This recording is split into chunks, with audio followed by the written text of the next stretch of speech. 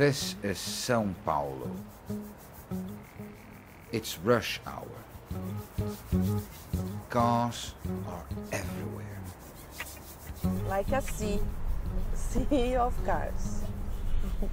Ó, muitos, a lot of cars. It's a whole city on wheels, struggling to move, but slowly grinding to a halt. Sao Paulo, it's a very big city and there's too much cars. No city in the world can afford to have so many cars. We have 7 million cars. 7 million. We don't have space.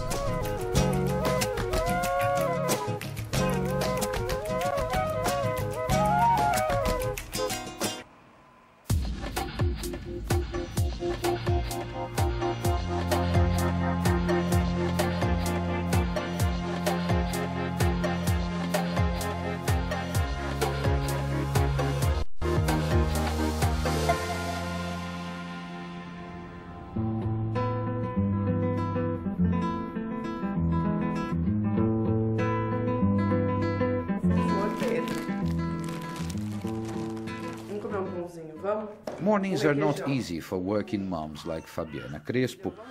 She has to wake up early and often has a hard time getting the children to eat their breakfast. But that's nothing compared to the stress that lies ahead when she leaves home. Eu acho que a gente fica muito, assim, escravo, né, do trânsito de São Paulo. Então, assim, eu, por exemplo, tenho o hábito de escutar a rádio que fala do trânsito. Então, assim, é impressionante, porque você liga a rádio e você vai se orientando para ver como é que você vai fazer para chegar, e aí se estressa todo dia, e eu tenho um filho pequeno, e ó, ele às vezes no carro ele fica assim. E você, além do estresse do trânsito, você tem a criança que você quer acudir, e você também não pode parar no meio do caminho, né? Então você tem que continuar, porque senão você também vai atrapalhar. Então o estresse maior é esse, eu não quero que ele sofra também. Fabiana sets off for work. Baby Rodrigo is too little for school, so he comes with her. Fabiana runs the family business and can be with her baby all day, including the long hours spent in traffic. The beginning of the traffic. She's caught up somewhere here. On a bad day, it can take more than 2 hours to get to the office. Então, na verdade, eu acho que a gente fica... Já acostumou, né? Com essa coisa toda, a gente acaba acostumando com essa vida. Mas é uma sensação de impotência, porque assim, você não tem o que fazer. Ou você aceita que o trânsito está parado e que liga um som e vai curtindo, ou você pira, assim. For what seems like hours, they don't move. Rodrigo looks fine, but the endless stop and go drives Fabiana up the wall.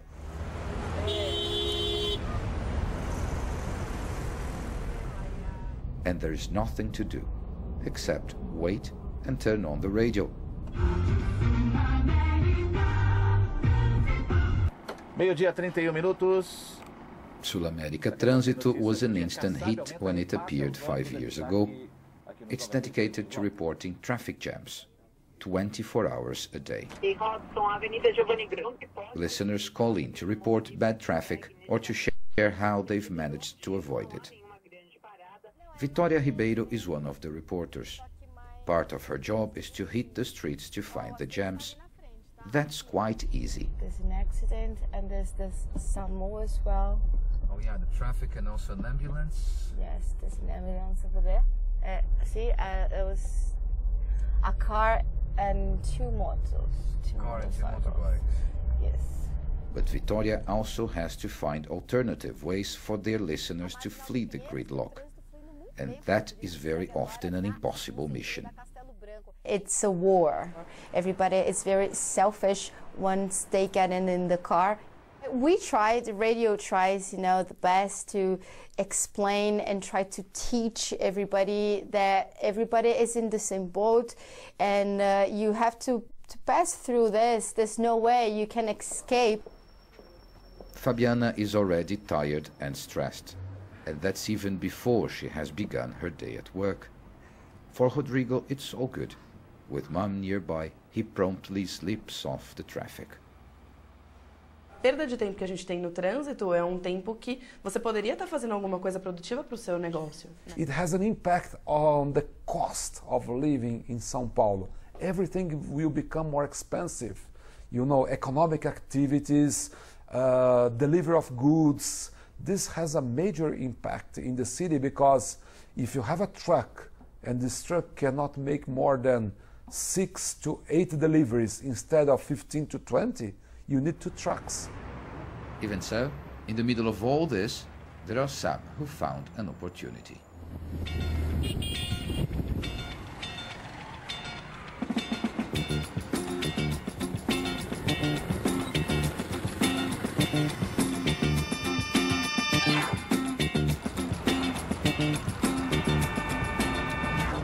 When cars get stuck, motorbikes rule. Drivers can only watch and envy while riders flash past their cars, often very fast and very close. These are São Paulo's motorboys, motorbike couriers with a taste for speed and adventure. Car drivers complain they're dangerous and reckless, but in rush hour the motorboys can be the only alternative for deliveries really in a rush. Eu acho que é um serviço indispensável. É indispensável porque tudo se parte do trânsito. Você vai pegar um taxista para levar um documento. O tempo que o taxista vai levar para chegar aqui no Largo da Batata, que é acho que menos de 1 quilômetro daqui, eu vou chegar lá no centro. Então é indispensável. And here's another man who's making money, good money, out of traffic. Jorge Bitar runs a helicopter taxi company, and business is booming. Os negócios têm previsão de crescer 10% esse ano e o benefício para as pessoas é notável, porque conseguem cumprir vários compromissos no mesmo dia. Então, no fim das contas, com o tráfego aumentando, teu negócio acaba beneficiado? Sim, acaba. É uma coisa ruim que acaba trazendo um benefício para nós. Jorge has 16 helicopters. They rarely stay grounded for long. In fact, São Paulo is thought to have one of the largest fleets of private helicopters in the world, and more are taken to the skies every day. More and more rich people and companies are buying their own choppers to fly around town.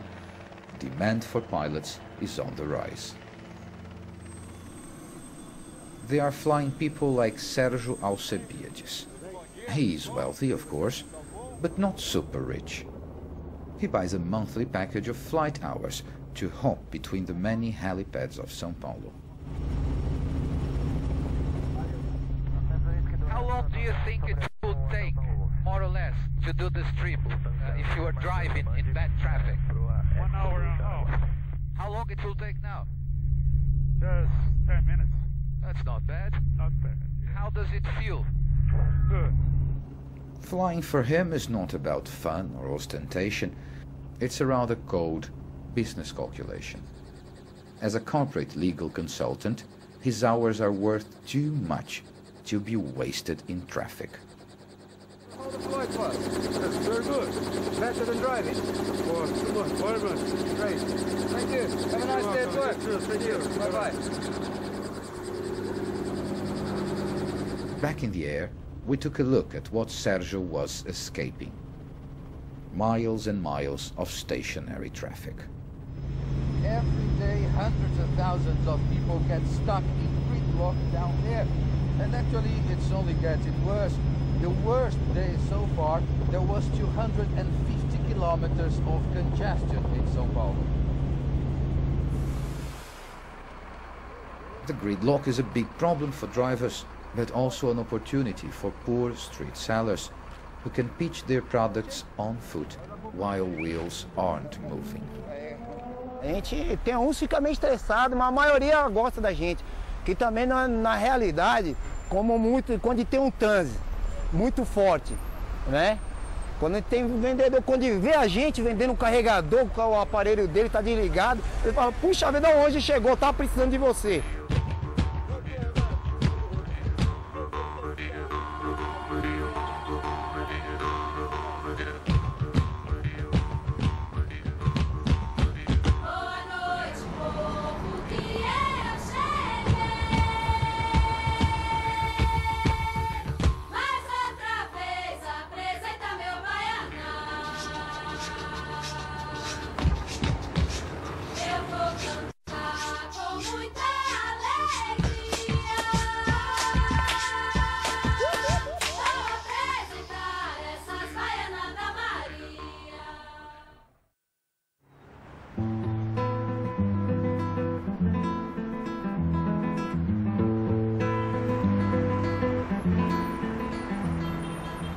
Sao Paulo, a city with some of the worst traffic jams in the world. It's really hard to get from A to B in Sao Paulo with all this heavy traffic. It's frustrating to be stuck here already late, and in the middle of this chaos you have the traffic wardens of Sao Paulo, the marronzinhos, trying to bring some order, and probably it's the toughest job in the city. Alessandra Monteiro is one of 2,500 marronzinhos. Her days are spent trying to get people to move. Porque esse horário não dá, né? Então, esse horário não dá, infelizmente. Tá bom? Orientei, né? Eles estão terminando, eles vão parar de fazer a carga e descarga, eles vão sair do lugar, não é? Se aborda de uma maneira educada, eles têm que responder de uma maneira educada, né? One car blocking one lane for 15 minutes can cause 3 kilometers of congestion. Marronzinhos have to work fast to clear the way. In chaotic traffic, small accidents are rife. No one can avoid it. This police car has taken a knock while chasing robbers. For Alessandra, the reasons don't matter. She just wants to get it shifted. Para não refletir, ela contribui muito com a lentidão, né? Então, 1 minuto a mais que você demora para remover, vira 10 minutos a mais de lentidão. Então, quanto mais rápido, mais eficiente fica. There is a delay while crime scene investigators take a look, but eventually the accident is cleared. Alessandra can go on her way, looking for more trouble. Ending congestion is a dream every citizen in every large city around the world has. We will never end congestion. We would probably bring congestion to a more reasonable standard. Okay, we will never end congestion. Because when we end congestion, people will be attracted to use more car, and that would bring congestion. You know, we have to reach a kind of equilibrium point in which people would say it's better to use the public transport because I would travel faster than I would travel using the car. This is the man in charge of public transport in Sao Paulo state. Spending on mass transportation has been on the rise, but not enough to make up for decades of underinvestment. He wanted to show me the city's state-of-the-art metro. People in Sao Paulo are proud of it, but the network is very small. Only 80 kilometers of track, about 5 times less than London or New York. So, much more is needed to get people out of their cars. We don't have space enough for all the cars you need. For instance, here in Sao Paulo, we have 7 million cars. 7 million. We don't have space. We have to make some kinds of enforcement. Then the culture will change. You mean a congestion charge like there is in London? Something like in London, like in Singapore, Stockholm, I think so. Will politicians be brave enough